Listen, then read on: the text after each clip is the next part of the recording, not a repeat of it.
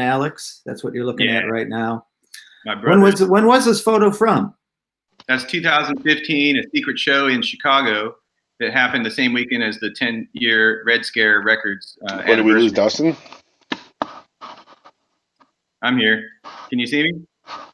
Well, you'll now we can actually go to all of us being seen. So there we are. Okay. Hello, everybody. Technical error. So Mr. Deeds has showed up today.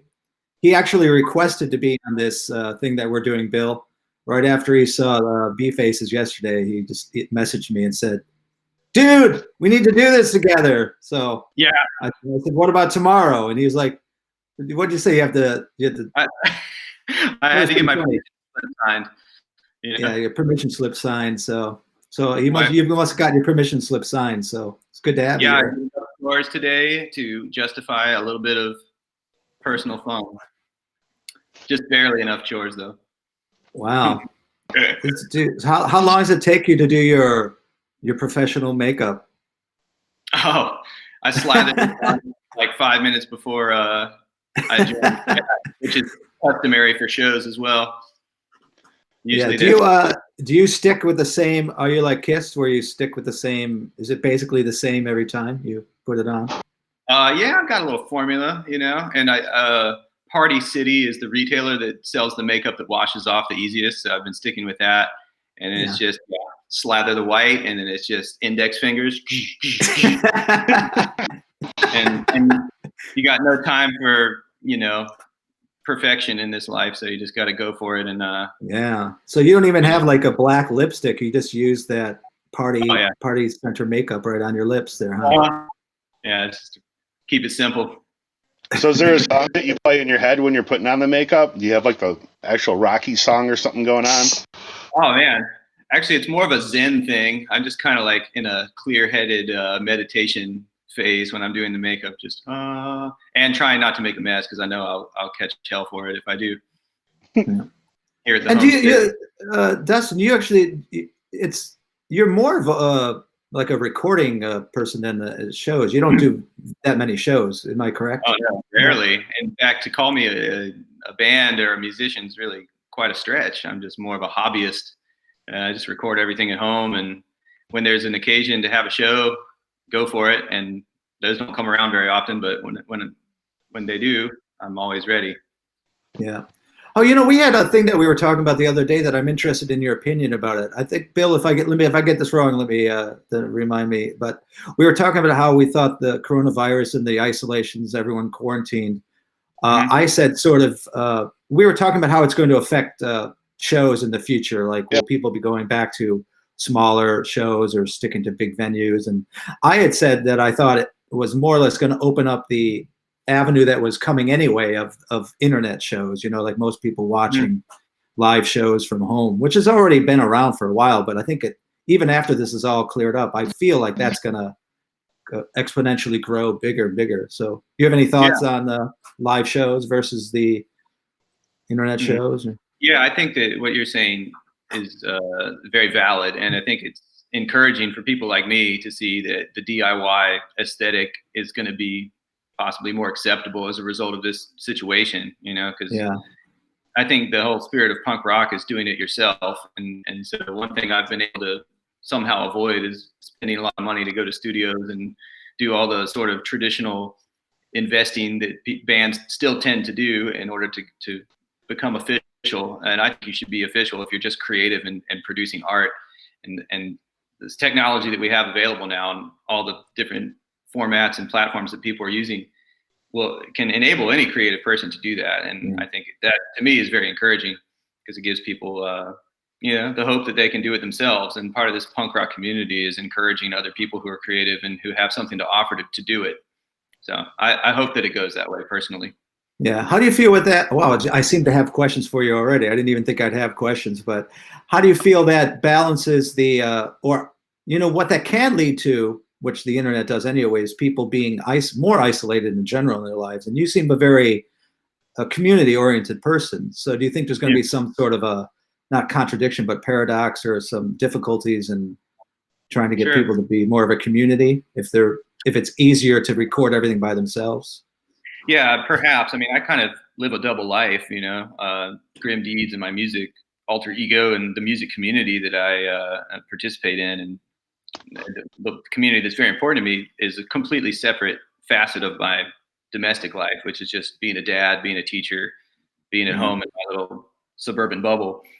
But they can coexist, they're just separate but equal. And that I've been rolling that way for the past 10 years. So it is possible. You just have to make time for what's important to you in your life. And I think that, people who are truly passionate and creative need to get it out. And there's always an avenue for it. You just have to trust that it's worth doing.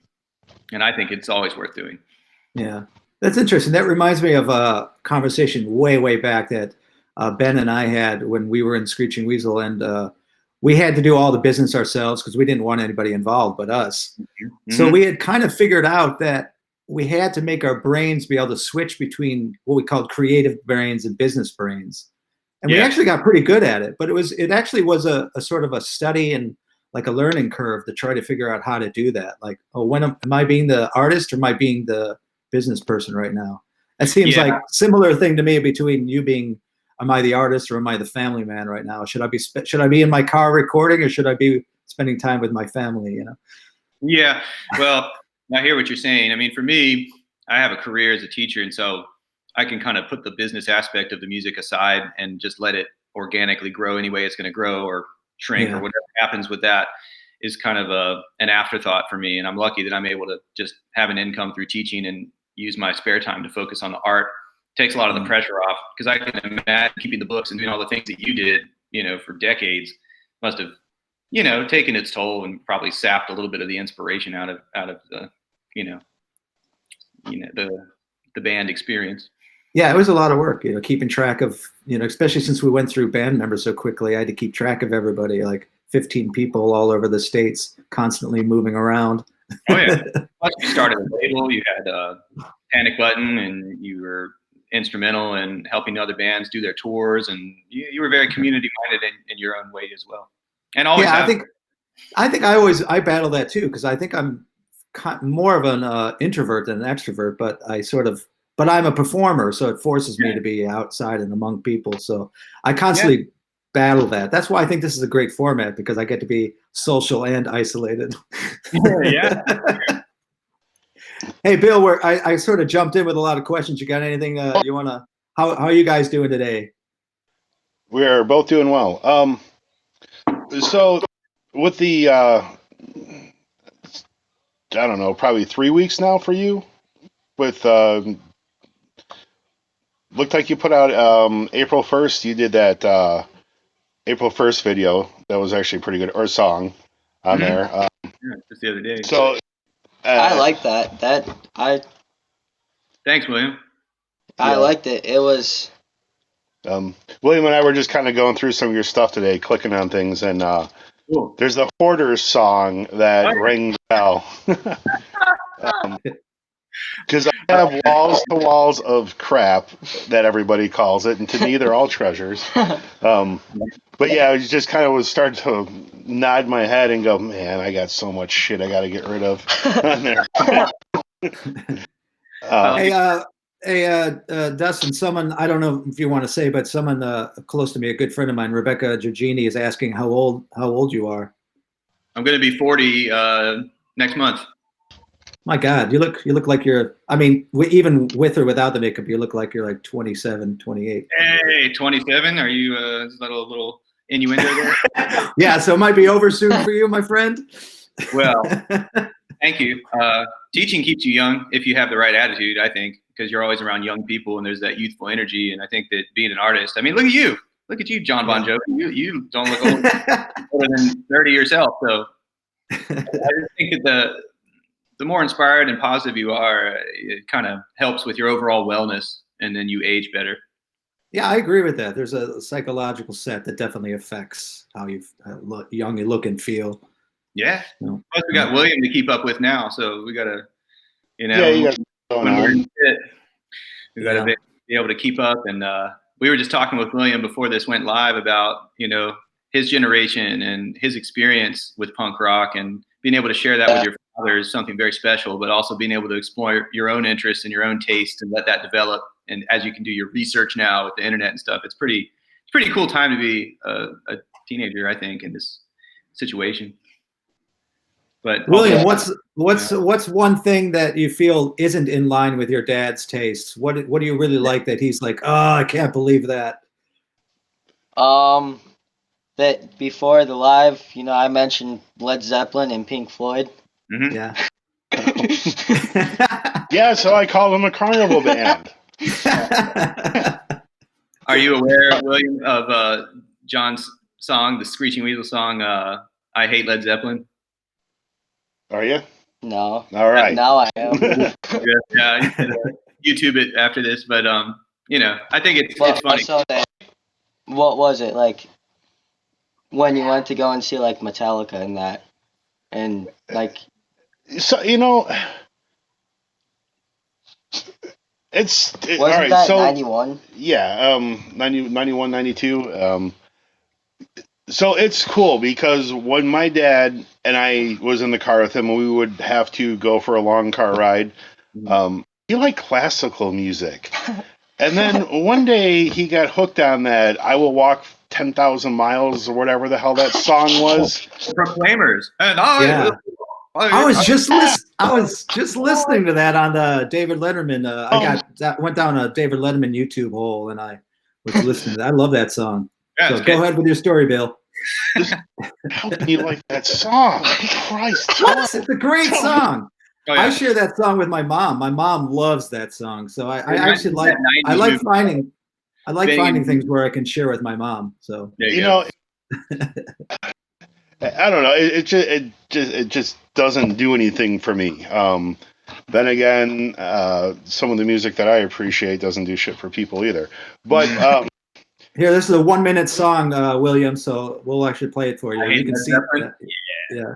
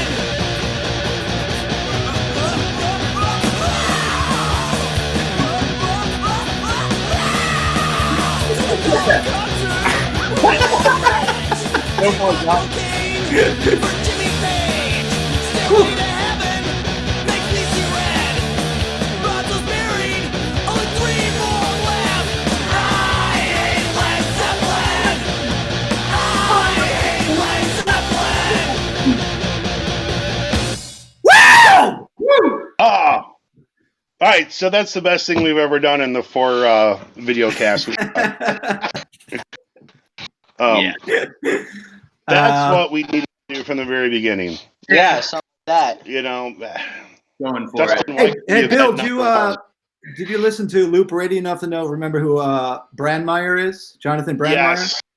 Yeah, he was a big, huge radio personality in Chicago, and he would open up his program sometimes with that song. So we became sort of legends in a different way, because most of his people were like big Led Zeppelin fans, so he kind of loved playing I Hate Led Zeppelin thing to start his program. So that was our first sort of brush with fame when we first started as a band. Yeah, that's cool. Semi-famous, bro. See? Now it's okay. You can do something silly. Yeah. Well, actually, that song was based on. I think Ben got the idea from the Meatmen do a one down with about the Beatles, right? They're 1 down, 3 to go. Yeah, geez. So that was sort of his equivalent to that sort of song too. For sure. Yeah. We've been working on this exclusive shirt, and if Stacy would maybe kind of finish it for us, we were supposed to release it for a record store day, but so we took the Beatles butcher cover and decided that the Beatles themselves needed to get a good kicking and a slaughtering. So it's like the movie Office Space where they beat the shit out of the fax machine. Oh yeah. So we have the American girls beating the shit out of the Beatles in a field like the fax machine. Oh man, And that's going to be one of our exclusive shirts. I love it. That's a good scene in that movie too. It's the best. And there's plenty of shit around here I wish I could just hit with a baseball bat some days. William, have you ever seen Office Space? Have you seen that movie? Have I seen No. Office Space? Oh, yeah, I- William. So the other night we were gathering on and we watched Police Academy, and it was his first time watching Police Academy. Oh, that's a good one. I enjoyed it. It was There's some parts of movies you just like forget about, and I liked how the dude made all of the weird noises. Oh He yeah, made, John- like, yeah, he made like He gets a little bit annoying as the police academies go on because he's like one of the only ones that stuck around for a while, isn't he? Like in all the other preceding movies. yeah. I think what did they get to, like Police Academy 5 or 6, something like that. Really? Yeah. I stopped at like 2, but I was aware of all the other ones. But what's his think name? Gutenberg? Is that his name? Who's in the earlier ones? Is that the actor? Yeah, probably. I'm he's like the horrible main with actor. Yeah. Yeah. Part 3 or 4 had a bunch of skateboarder cameos, like all the Dude, that was the best one. yeah. Really? Yes. All the old school Bones Brigade dudes were skating in Police Academy, and That was like almost like at the prime of skateboarding, where just everybody was having a deck come out. Mhm.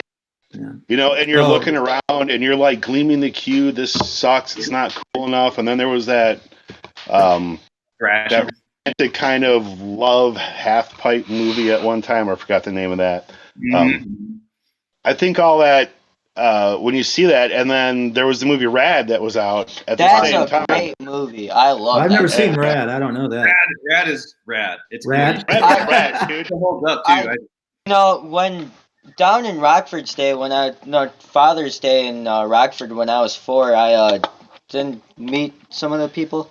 So he got to meet Xavier Mendez, Brian Byler, Ron Wilkerson, Whoa. Hollywood Mike Miranda. Who else was there? Stu Thompson, I think, it was either Stu Thompson was getting inducted into the Hall of Fame, that one, or Wendy was coming up to talk about his father's photography and stuff in the BMX world. And and also I had a pretty bad bike accident too. Yeah, he stuck his foot right through the front wheel and flipped over, and Oh, geez. On gravel road. Man. it was you know those moments where like you're kind of acquaintance with somebody, and then there's this moment that occurs when your child's injured and he's got blood hanging off of his head, and you're a new parent, and Yeah. there's this buddy, Stephen Beaven, that shows up with your kid, and you're like, oh, and you're just like, so ever grateful that there was somebody there for your kid to walk them because you were too busy in a tent talking about stems and shit on there. So Yeah. That's heavy. That's heavy. Father moment there. I will always be grateful for Steve for that. And then we're in Rockford, man. We live in Crystal Lakes. Like I don't know. He hit his head. He's got this big, kind of golf ball going. Oh man. And we're like, so let's go to the hospital. And then I'm like, nope, I'm not going to Rockford. William, here's a Mountain Dew. Drink this. Don't fall asleep. We're going to Woodstock. I also remember, broke tip of my middle finger and wasn't able to ride anything.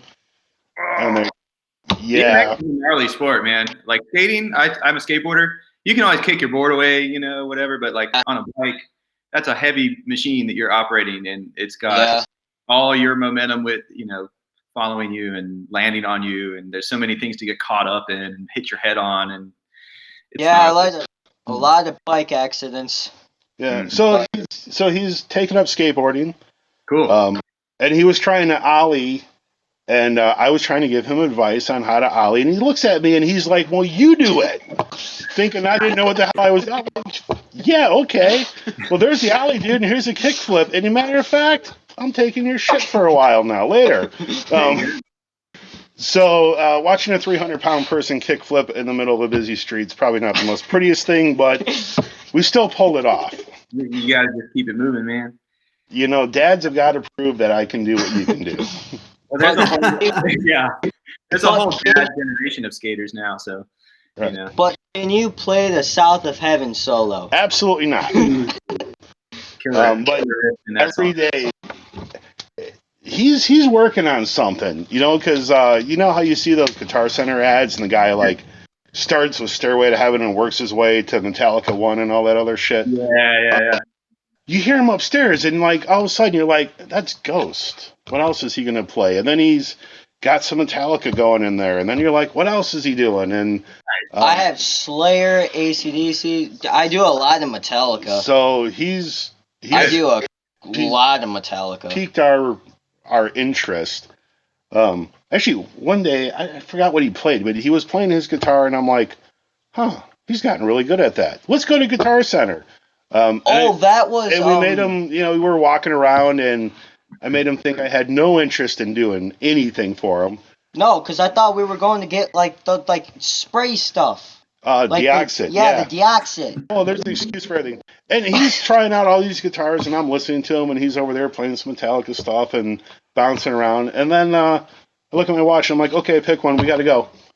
And right then and there, he didn't know what to do. He's like, wait, I can have anything in here? Yes. So, yeah. So I went for a Jackson Dinky. Oh, yeah. Those are killer. Hey, hold on. Let me get my guitar. I want to show you. It's never mind. It's downstairs. But with a Floyd Rose.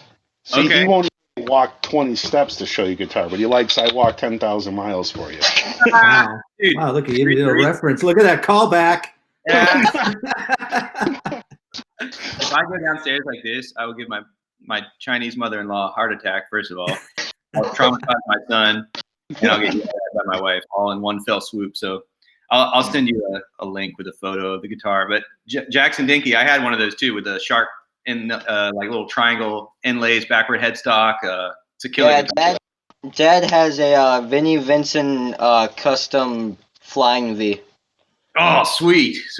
Yeah. And cool. he also has a Slash guitar too. Oh, okay. And then I have a 1980 PV with Senior Duncan pickups in it. Oh, killer. That's cool. I do have a guitar up here I can show you. And I want to talk about your guitars too, John, because I have some questions about your guitars. But hold on, I'm going to get... I also want to show this video that you picked out too. Deeds Grim picked out some Japanese commercial videos that he wanted to show us. So we'll see those too. Yeah. You want to watch that, or do you want to show your guitar now? I say you should like. We can watch the video first, and then you can show the guitar. You know, he's very creative on the fly. I mean, we've already discussed so much. The fact that Zeppelin should have been a Carnival band. Well, we're past Zeppelin. Right? We are past Zeppelin. We are talking about guitars now. コンソメコンソメコンソメパンチポンチじゃないよコンソメパンチうまさが効いてるコンソメパンチコンソメコンソメコンソメパンチ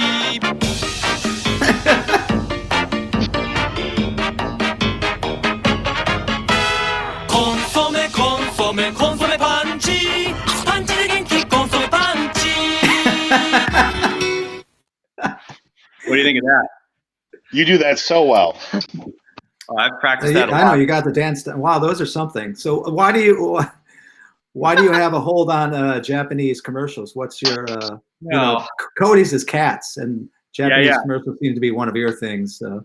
Well, Japanese everything is I'm fascinated and inspired by Japan and their culture, and their commercials always have these really catchy melodic jingles accompanied by very bizarre visuals and storylines that include weird humor and just absurd things that would never fly in the United States. And, I just find it fascinating and endlessly entertaining.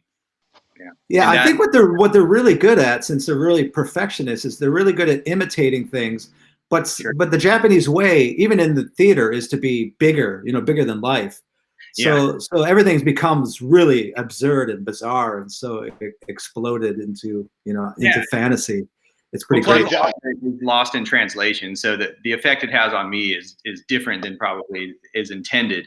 That commercial, I have no idea what the dog is gesturing about when it shows like a doll princess head, replace the dog's head temporarily, and then like a strange gesture of what's this, and then it's just like you're trying to figure out what's going on, and that's part of the fun for me. Yeah, expressions are very. I mean, being around Japanese for the last 6 years, you really have to learn how to read the expressions because their language can be very subtle if they want it to be. So, like, they don't really have a word for no that they use. They use like chigao, which means different.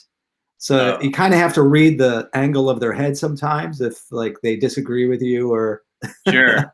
So gestures become very important, I think, in the Japanese culture. So it permeates all those commercials and videos and stuff like that. Yeah, and Americans are very unsubtle by comparison. Yeah, I agree.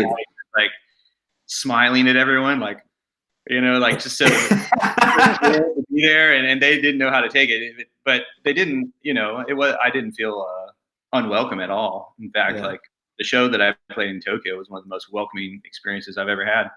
Yeah, and you did that quite early on in your career.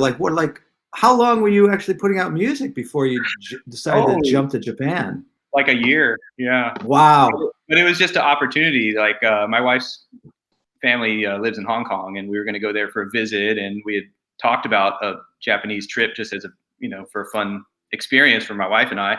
And this is before my son was born, and I was already connected to all the pop punkers over there. So the gears in my head were turning, and I was just like, "Oh, let's try to play a show," and they were all for it. And so the guys from the Hathaways, formerly the Earthnoid Federation, and the Nerdy Jugheads and the Hum Hums played a show with me, and also the legendary Peloton, a really awesome pop punk band from Japan that doesn't get enough shine and credit, and Hisashi, the pop punk sensei in Japan, who's sort of like the go-to guy for everything pop punk, and Kazu from Waterslide Records. All those people were there, and it was a great experience.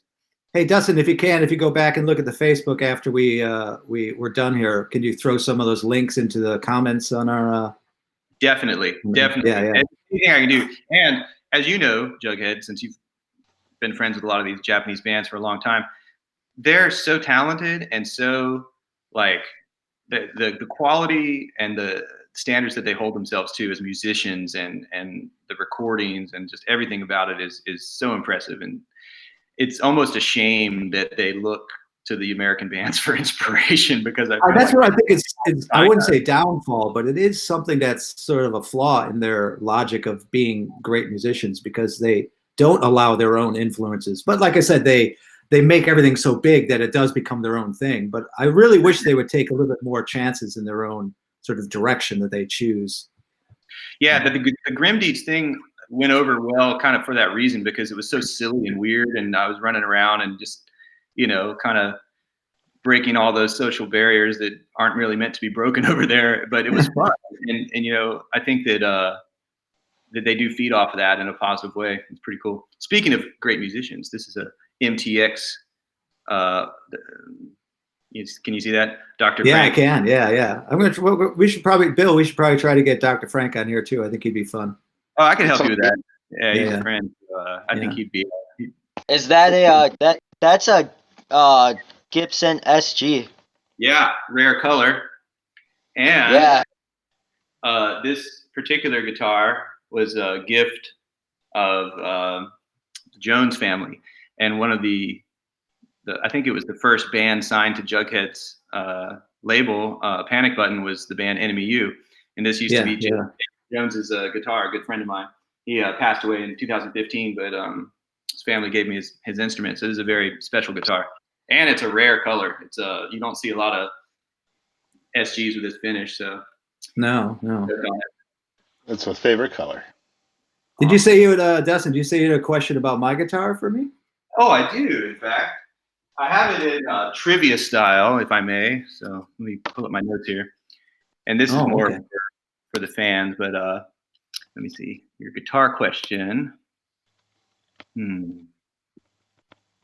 Well, what I was interested in recently, you posted a picture of somebody who got a luthier or a guitar maker to make a replica of your original guitar from Screeching Weasel. Yeah. And that's an iconic guitar. It had the independent sticker. And the trivia question is really more for the fans, because obviously you can answer it, but the question was about how did you, quote unquote, repair the guitar bridge using a household item. And do you want to take that question? Well, I'm wondering whether we should wait it out the 1 minute and see if anybody responds.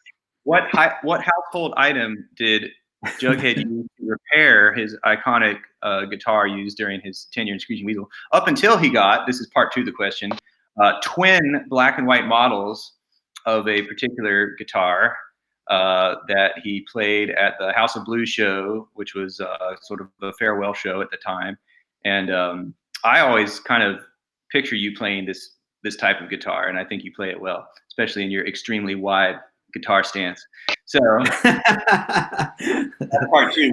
Which twin black and white models of which make and model did Jughead own during his tenure in Screeching Weasel, and what household item did he use to repair that original guitar that had the independent sticker and all the other flair? Cool. And while we wait, do you want to talk about your guitar, or should I show this other Japanese video? Oh, I'm gonna let William decide. Me? Yeah. What do you want to see? Another weird Japanese commercial, or do you want to talk more about guitars?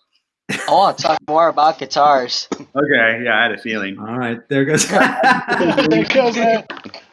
I'll keep an eye on the stream and see if anybody answers the question you asked. So okay, go ahead, talk about guitars. Well, yeah, let's hear it, William. How long have you been playing guitar for? Is it for Jughead or for me? That's for you. I'm watching the stream right now. So William, I started really late. I didn't really learn to play guitar until I was 25. So pretty late to the table.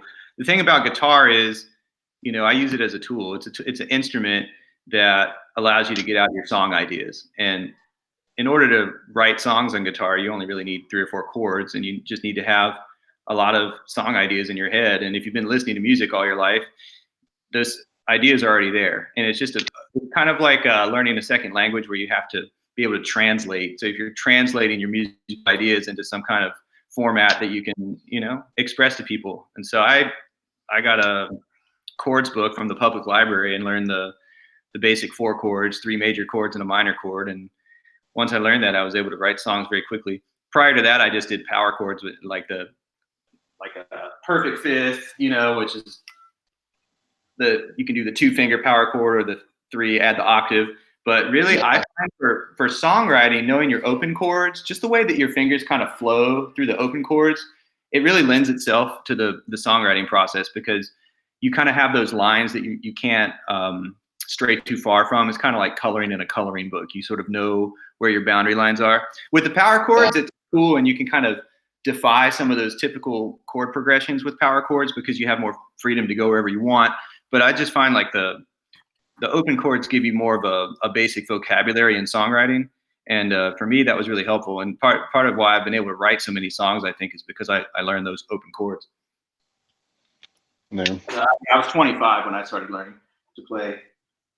And then for your purposes, I think, learning some scales is probably helpful to learn soloing techniques and whatever you're interested in pursuing as a guitarist. For me, as long as I'm able to write songs and play rhythm guitar, that's good enough. But leads and melodic, phrasing and stuff like that is. I think the very first lead I learned was Fade to Black. Oh, cool. But the intro to Fade to Black. Yeah, that's awesome.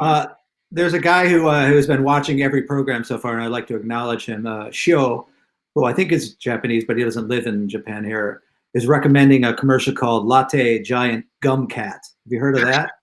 Whoa, I got to check it out. Yeah, so here it is right now. So we'll take a look at this. It's really short. It's like 15 seconds. So excellent.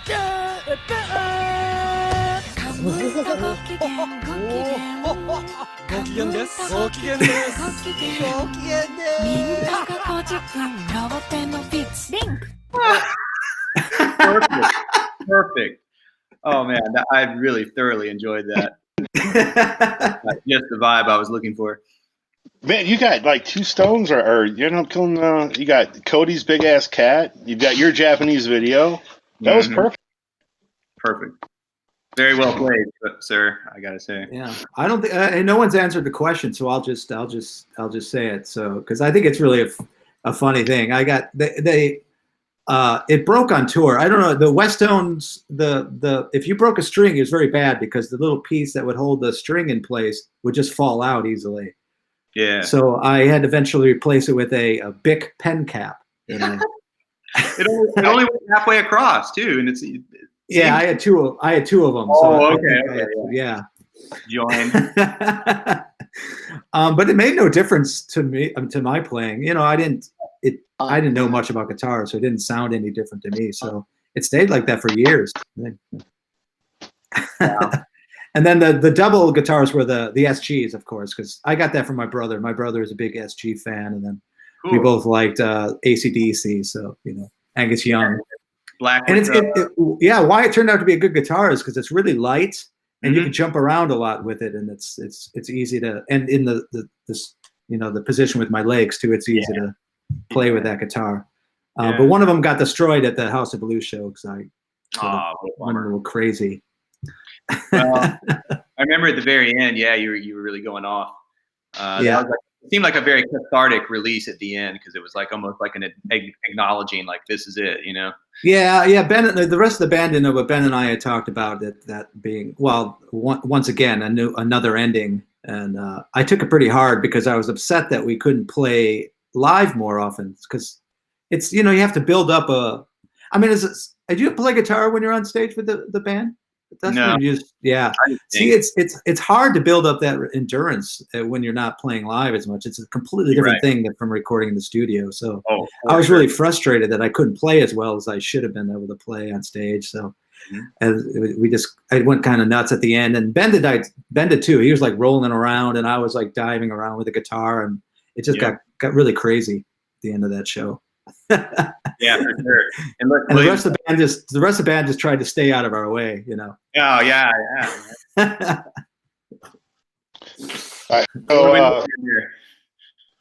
think William's got his guitar out here now. Yeah, he decided he was going to run up and wanted to show off his too. Let's see. You got a left hand there. Nice. Oh yeah, that's cool. 79. Wow. The original pickups and everything, neck through. Yeah, it's actually got modified, but that's cool, man. So that's what he likes to go a little nuts with. All right, so you showed and tell. That's awesome, man. That's a rock and roll tool right there. Rock and roll weapon of destruction. Wow. Hey, Dustin, someone here named Rudy Cheese Rodriguez is asking, does your family know your grim deeds? You're a grim deed is how he put it. So you can answer that either way. My family knows. Yeah, my wife has always just kind of rolled her eyes at what I do. She's not particularly interested, but she knows. I'm not sure to what extent my parents know about it. I mean, they know that I have a lot of songs that I'm really into it. My son has seen some of the album covers and stuff. I've never worn the makeup in front of him, but I've showed him like photos and things. And so there's kind of vague awareness. I think they kind of tiptoe around it and just sort of try to avoid that whole topic, Well, with the exception of my son. My son's really interested in music. In fact, he requests Dingbat a lot on Alexa in the mornings. Kind of like one of our morning routines is to play music. Yeah. Dingbat, so I have high hopes for him. For the rest, it's like, oh well. You gotta find a way to do it regardless of whatever level of support you're getting at home. In fact, I think part of why I'm so driven to keep doing it is almost as a rebellion against the lack of support that I get. Yeah. Well, there's got to be some amount of rebellion in punk rock, no matter what. I mean, or else it just becomes, mainstream, regular watered down rock For sure. music. Well, that's where you learn to think for yourself, though, isn't it? You know, I mean, when you're trying to make your own decision, and you just kind of go with your gut, and on there, it's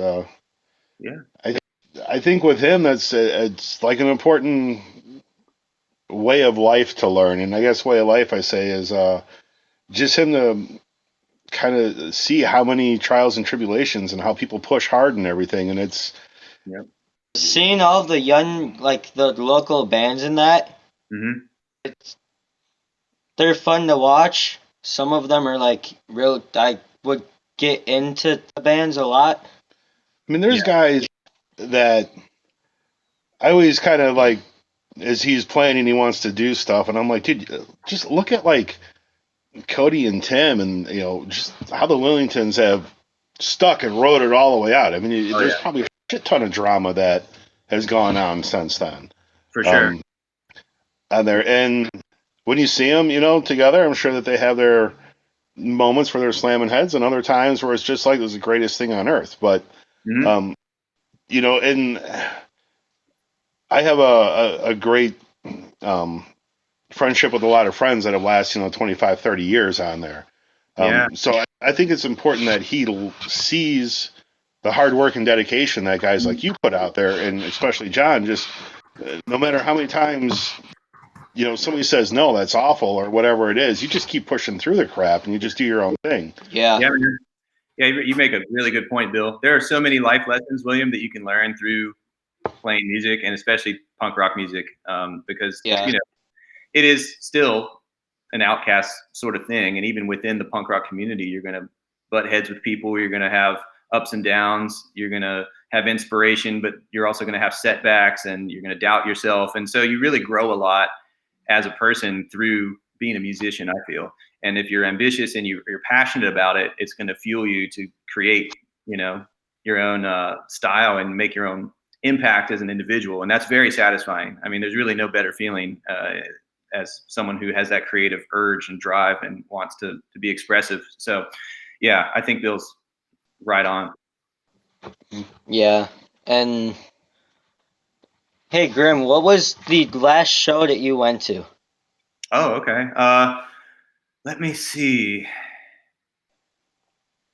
I saw Teenage Bottle Rocket come through in San Francisco.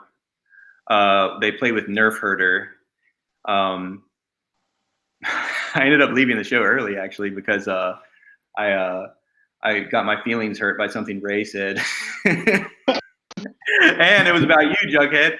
It was because I went to Cody's wedding, and I kind of snubbed Milo and Ray because I wanted to talk to you. I saw you, and I was so excited that I ran over and I kind of like abandoned Ray and his son Milo. And Ray pointed that out when I saw him at the show, and I got like really bummed out, and like I just ended up leaving the show early. But that was the last show that I went to, because I've seen Bottle Rocket come through probably like 10 or 11 times, and that's kind of funny. But Ray and I are okay now. But it's just another example. It's like sometimes little. Ray's hard to read. I really like the guy a lot, but he's really hard to read. Yeah. Like personally, I really like him, but you really have to sort of struggle to go, is he like me? What's going on here? Yeah.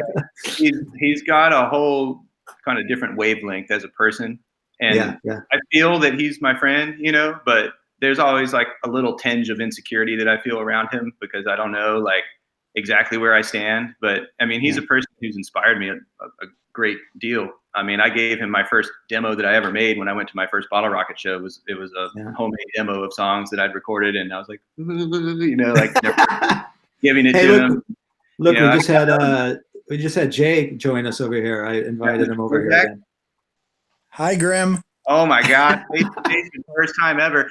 Let me tell you about Jay Prozac, one of the first pop punk bands that really inspired me to try writing pop punk songs in the first place was the Prozacs, and it's because I watched a YouTube video and they were playing a song at some live event in Massachusetts. It was "I Want to Take You to the Prom," I think, and he had his hard rock candy guitar, Daisy Rock guitar, and I was like, wow, this is cool, man. And I checked it out, and he was doing everything, DIY and fully passionate. I mean, still to this day, releasing albums and every one's better than the one before. And this is a guy who has inspired me personally, probably more than almost anyone, because he's a family man.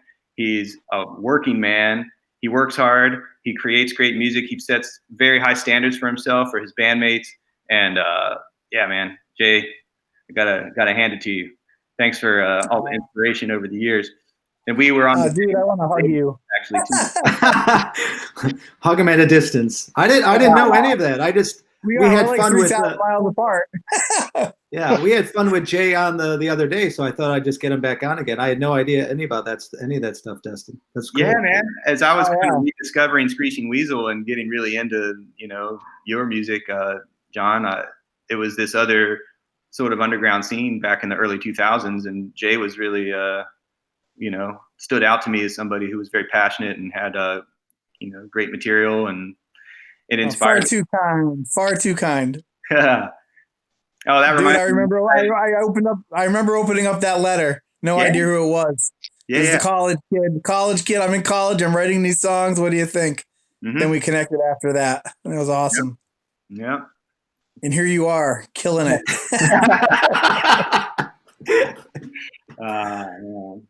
Hey, so Jay, do you want to take on some of Dustin's Weasel trivia with me to see who knows more about me, you or me? Well, this could probably be embarrassing, but sure. All right. Well, let's see. Let's have throw it at you can organize it however you want, Dustin, but let's throw it at Jay first and see what happens. I'll keep track. Okay.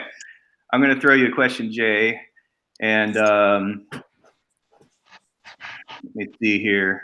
I got to make it really difficult because Jay knows a lot. All right, here's one. He probably knows this. Okay, so Woodstock 94, Mike Dirnt wore a Screeching Weasel t-shirt at the performance that was screened at Jughead's house, I think.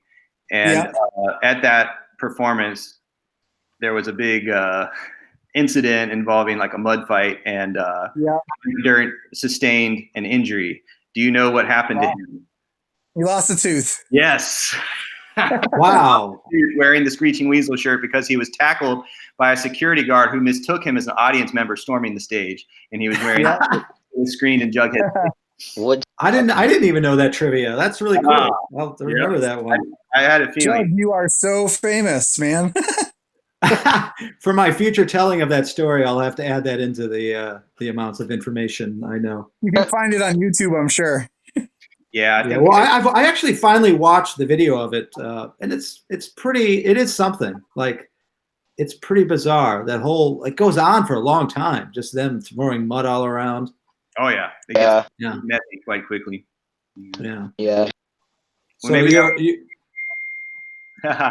someone just got a message from somebody. Yeah, that was for me. That's Bobby Wilcox just sent me a message. Bobby is the bass player in He Who Cannot Be Named's band.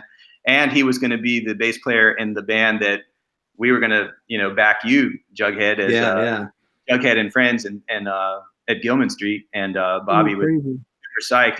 He's a really great guy and a father, too. So, cheers to Bobby. Cheers to He Who Cannot Be Named. And he's another rock and roll brother in arms. Yeah, we'll reschedule that one. Oh, that reminds me, I wanted to throw a thank you out. Me and Bill were talking about all the hard work that Daryl is doing from the Boll Weevils. So I just wanted to give him all of our thanks for doing his hard work and also reporting it honestly on the internet for us to see. So. Well, I have a song for Daryl. I've written it mostly today. I'm going to record it probably later tonight, and he's given me permission to use a photo of him wearing the surgical mask. And the song is dedicated to him and all the other medical professionals and hospital workers, first responders who are putting their lives at risk, for everybody else's benefit.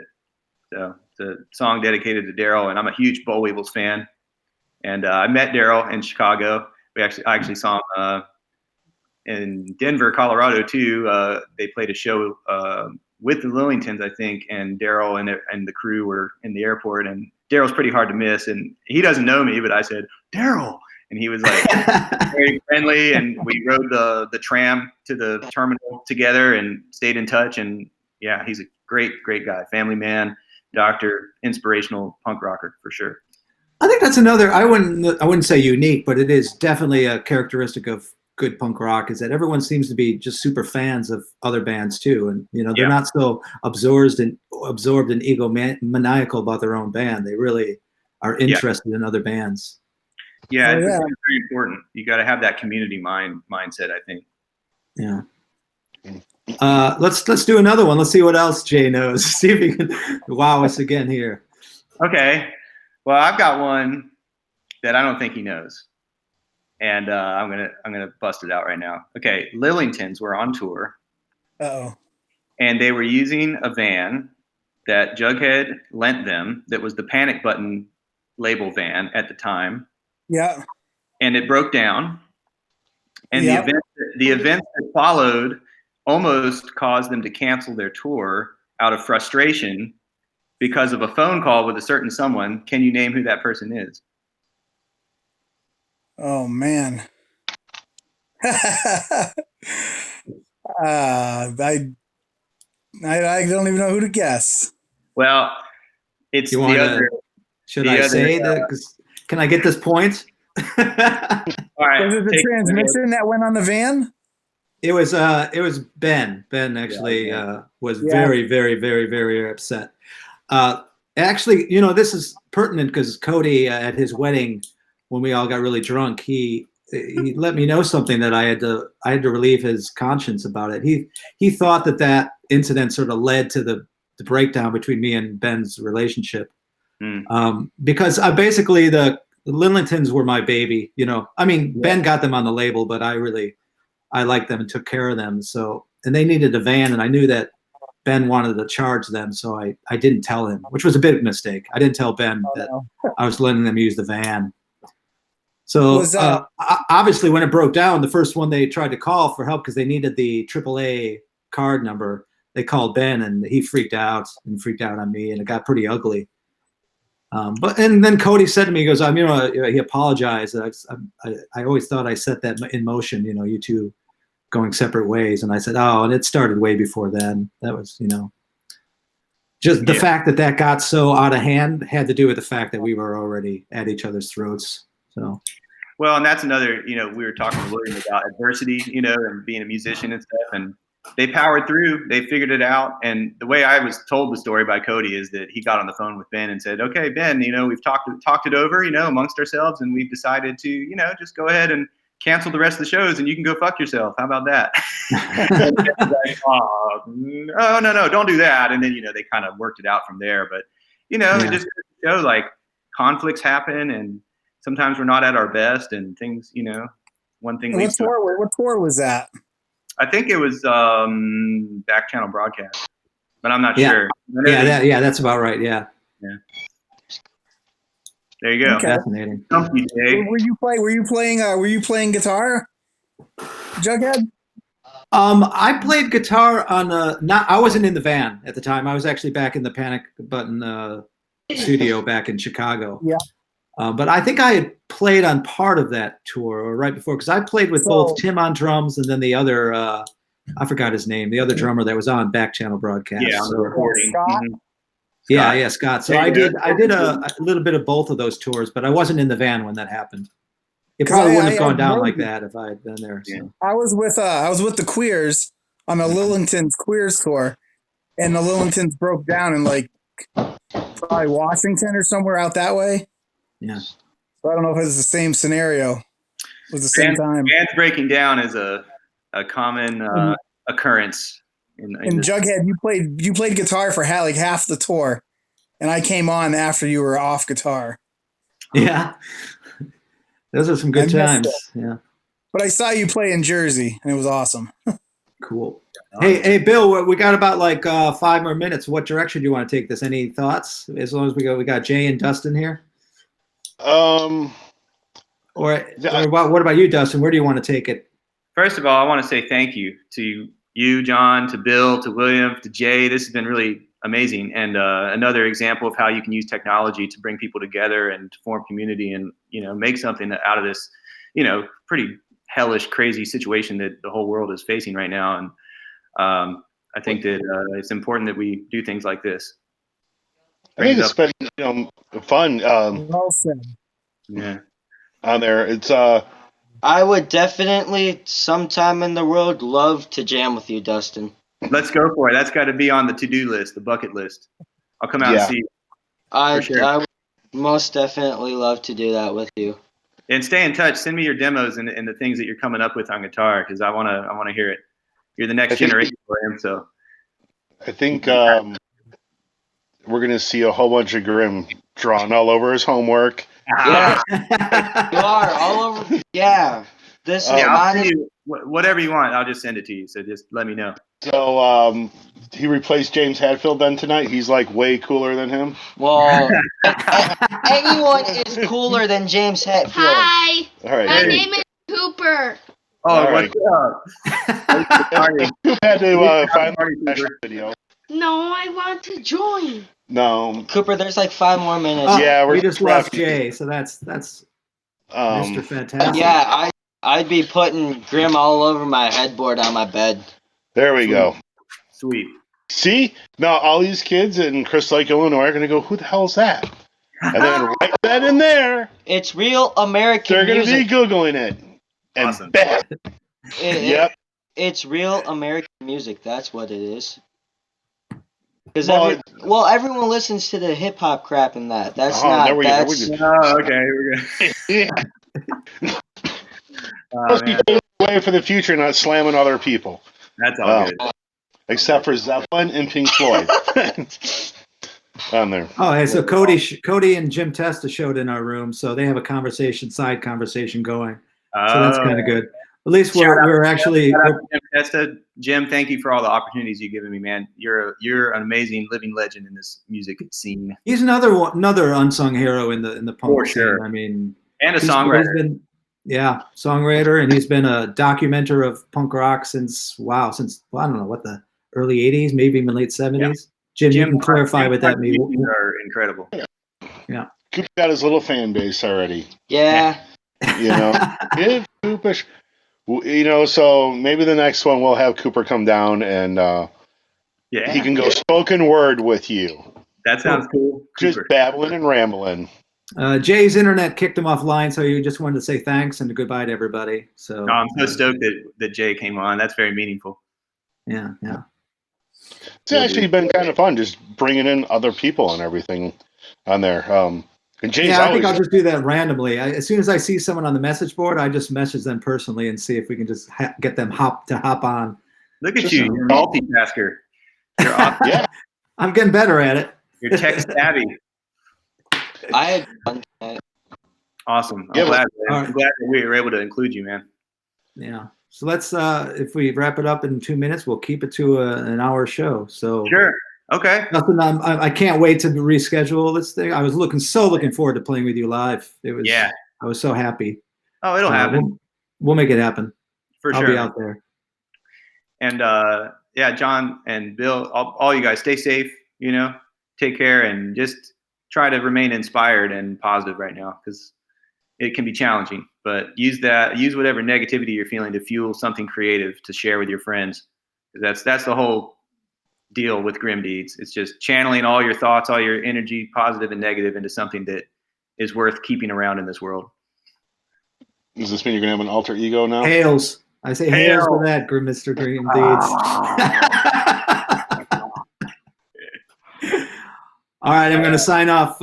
So hold on here, Dustin. Don't go away right away. Okay. Hopefully you won't get kicked off the line. But so everyone, thanks for paying attention. If you don't know about Deeds, now you know a little. So we'll probably both put some comments into the into the comments section. You're working on you're releasing your song about Daryl tonight. Is that what you had said? That's the plan. Yeah, I'm going to try and do it tonight.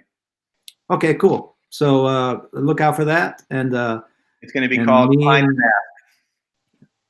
me and Bill and William are signing off again, so we'll see you next time. We haven't decided who's next, but I'm sure it'll be sooner than later. All right. So, Yeah, all right, take everybody. care, William. Really nice Be to safe, everybody. Yeah.